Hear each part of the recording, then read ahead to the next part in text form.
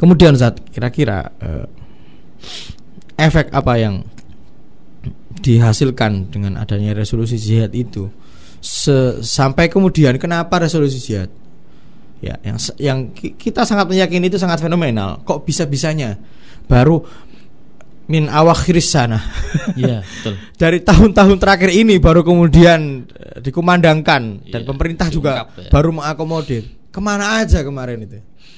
Nah, gitu. Ya kan lagi butuh kan gitu. Kita nggak nyebut orang deh.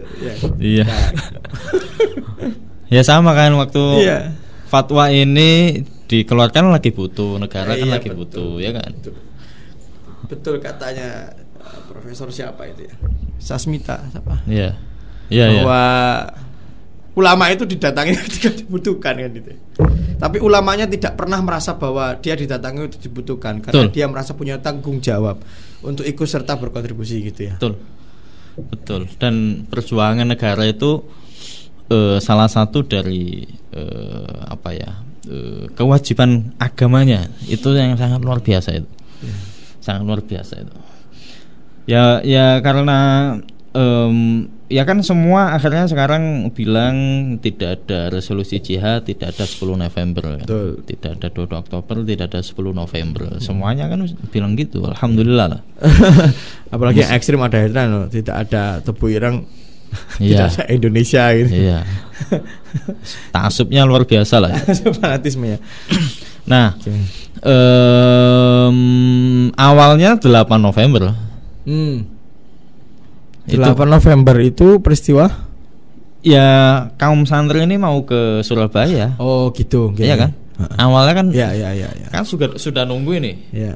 Itu nikah sudah landing, sudah menguasai beberapa sekutu ya udah landing. Ya menguasai beberapa daerah, Malang, Pujon segala macam itu. Nah, terus kita kapan ini geraknya ini? 8 November. Laki-laki Bung Tomo waktu itu ya minta petuah, minta pencerahan. Gimana ya? Jangan, ya kan? Nunggu Ki Abbas buntet baru kita gerak ke sana. Emang beliau siapa? Komandan apa jenderal apa? Iya. Tapi itu akhirnya ya betul sekali. Kiai Abbas Buntet inilah yang menjadi jimat waktu 10 November itu kan. Makanya betul Ki Hasyim itu bilang nunggu Ki Abbas. Kalau 8 November seandainya berangan-angan berandai-andai ya. 8 November berangkat dengan persenjataan yang sangat minim. Iya. Wis pokoknya tanpa gitu ya. Tanpa Ki Abbas itu mungkin entah seperti apa ya. Mungkin dijajah lagi apa gimana? Yang kerikil dilempar jadi bom itu. Nah, itu. Nah, ini sebenarnya tidak bisa ditulis ya, tidak bisa dibahasakan dalam tulisan. Nggak bisa kan, nggak ilmiah kan? Iya. Karena sifatnya mistis. Akan ditolak lah. Mythicism itu ya sesuatu nggak empiris istilahnya. Iya, bertolak belakang dengan empirisme. Ya, akhirnya kita hanya dengar melalui cerita-cerita kiai kita kan. Dan ya benar lah. Jadi Ki Abbas Buntet itu dengan kerikilnya itu sudah seperti bom. Ya entah percaya apa enggak kan, nyatanya kan seperti itu. Dan saya dapat cerita ini mengenai pertempuran 10 November dari muridnya Ki Hasyim. Kiai siapa? Jadi muridnya Ki Hasyim ini sudah meninggal. Cerita kepada Ustadz Zainur-Ridho. Ustadz Zainur-Ridho, iya, dosen Mahat Ali. Iya. Terus saya diceritai. Jadi memang ini memang kiai punya pondok di daerah mana ya, dekat Mojokerto apa ya? Saya lupa nama daerahnya. Itu ya tentara bawa senjata, santri bawa sowo gitu. Santri dengan kanuragannya. Tentara itu dengan strategi militernya perang. Tentara. Kalau santri dengan kanuragannya gitu. Walaupun beberapa dari tentara itu juga ada yang santri kan. Iya, makanya kan seperti Pak Agus Sunyoto, seperti Gus Muafik itu kan bilang itu bukan pertempuran tapi tawuran. Bukan pertempuran, kalau pertempuran ada strateginya gitu. Itu tawuran. Berani mati kan itu. Tawuran itu, tawuran karena nggak ada strategi. Santri ya piye? Iya, betul. Santri. Ada cerita lucu itu, berhasil duel dengan santri pasukan sekutu, berhasil merebut senjatanya, tembaknya. Akhirnya digunakan sama santrinya nih. Tembaknya itu digunakan. Ternyata nggak digunakan untuk nembak, digunakan untuk mukul. Digunakan pentung ya. Iya, kayak mentung, nggak digawe nembak. Karena dia nggak tahu caranya malah. Iya. Jadi itu sisi lain ya. Tentu santri ini itu bukan tidak pernah masuk peta, nggak pernah masuk sabilillah, apalagi Hizbullah kan. Betul. Jadi memang karena dengan semangat keimanannya, mengikuti dawuhnya Kiai Hasyim, wis Kak Melok sabilillah Hizbullah nggak apa-apa, yang penting saya sudah balik, berkewajiban untuk ikut tempur perang.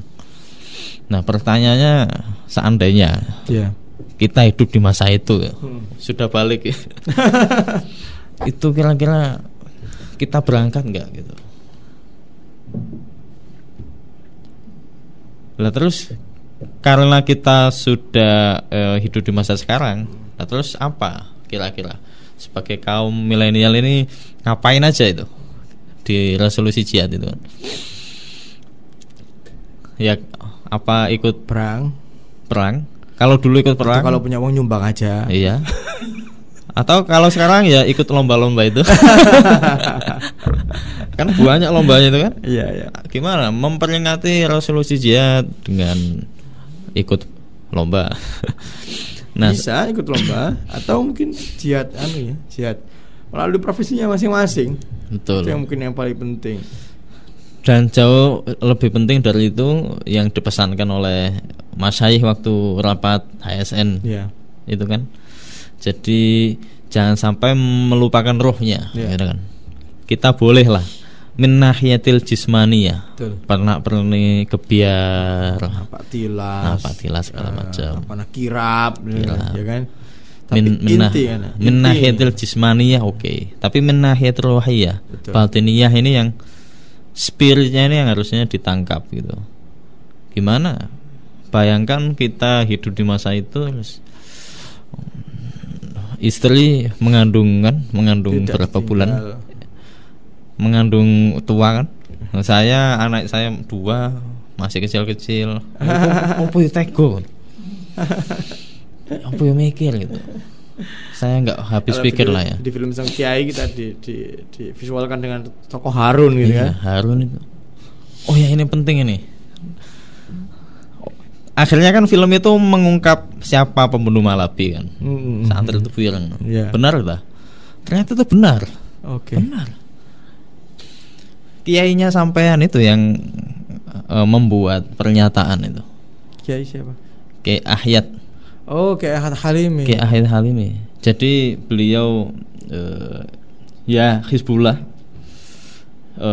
Santrinya Kiai Hasyim, Hizbullah yang paling dugdeng di Mojokerto waktu itu. Ya. Mendiri Ansor. Nah, pendiri Ansor Mojokerto. Dan itu memberikan pernyataan secara tertulis bahwa yang membunuh Malabi itu santri itu.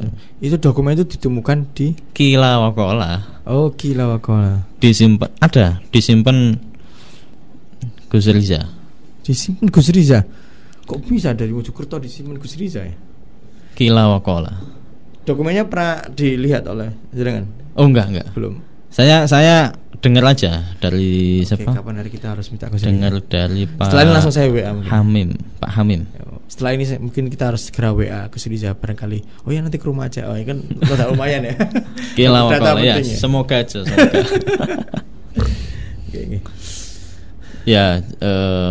Ya kalau kita sih sekarang generasi milenial ya gimana cara nangkapnya kira-kira spirit resolusi jihad gitu. Ya kalau dulu ilatnya resolusi jihad itu untuk mempertahankan kemerdekaan, sekarang ya ilatnya gimana cara membangun mengisi kemerdekaan itu, mengisi kemerdekaan. Caranya ya yang penting gak dari penjahat jane ya sudah berkontribusi itu. Sementing gak bikin gaduh, bikin rusuh. Betul. Gak menghambat kinerja pemerintah itu. Yang jadi pejabat gak usah korupsi, itu juga bagian dari spirit jihad, resolusi jihad kan gitu. Benar. Itu akhirnya mencederai Pancasila sendiri kan. Betul. Sebenarnya mencederai Pancasila. Siapa yang menentang pemerintah itu ya berarti dia turun nasionalismenya. Sebagaimana tasabuh tadi itu kan, siapa yang melok-melok londo maka turun rasa nasionalismenya. Nah kita sebenarnya juga harus memupuk rasa nasionalisme sebagai ya kaula muda. Yang paling tidak berprestasi lah, jangan sampai membuat menghambat kinerja seseorang, ya kinerja pemerintah gitu. Makanya kan darul mafasid kan, muqaddamun ala jalbil masalih. Kita tidak bisa berkontribusi nyata nggak masalah, cuman jangan sampai gawe rusuh kan gitu.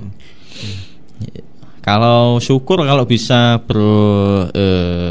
berkontribusi ya penulis ya nulis gitu. Kiai ya gimana cara minterno santri menuju Indonesia Emas 2045. Iya. Nah, kita tahun 2045 usia berapa ya? Ya sudah 60-70 ya.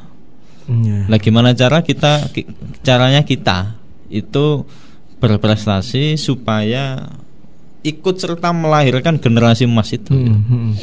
Bu anak kita kan. Anak kita. Sing bapak itu bukan diperbanyak maksudnya. Ya gak apa-apa, cuma berkualitas. Itu kan alasan orang yang menikah kan untuk mendapatkan keturunan untuk amaratul kaun. Tapi amaratul kaun yang kayak gimana? Amaratul kaun yang aqua, yang qawi apa yang enggak kan gitu ya. Betul, iya. Berkualitas ini. Yaitu ya caranya dengan berprestasi menurut saya. Salah satunya ya. Dalam berbagai bidang lah, sesuai dengan profesi dan masing-masing. Betul. Spirit resolusi jihadnya gitu kan. Akhirnya jihad menjadi banyak, jihad kesehatan, jihad politik, jihad pendidikan, jihad kemasyarakatan, jihad sosial kan gitu. Akhirnya jihad banyak banget. Dari resolusi jihad itu kita bisa tarik ke situ.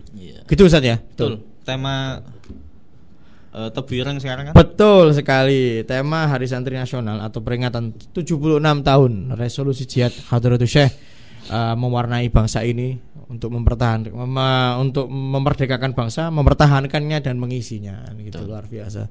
Kalau sekarang gimana cara memerdekakan bangsa dari penjajahan COVID-19? Nah, betul. Jihad kemarin kan jihad kesehatan yang diusung oleh Gus Salim ya. Betul. Dan saya kira cukup saja pembahasan ini.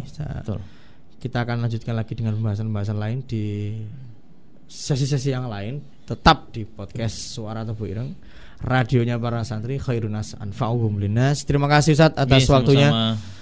Dua sesi yang sangat luar biasa. Kali ini kita akan bertemu lagi di sesi yang lain, insyaallah.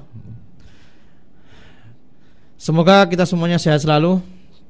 Walaupun pandemi ini dinyatakan turun level-levelan ya, tapi kita harus tetap jaga kesehatan dan juga protokol kesehatan ya, tetap jaga jarak saja ya. Oke, terima kasih semuanya para pemirsa, semoga bermanfaat. Kita akhiri. Assalamualaikum warahmatullahi wabarakatuh. Waalaikumsalam.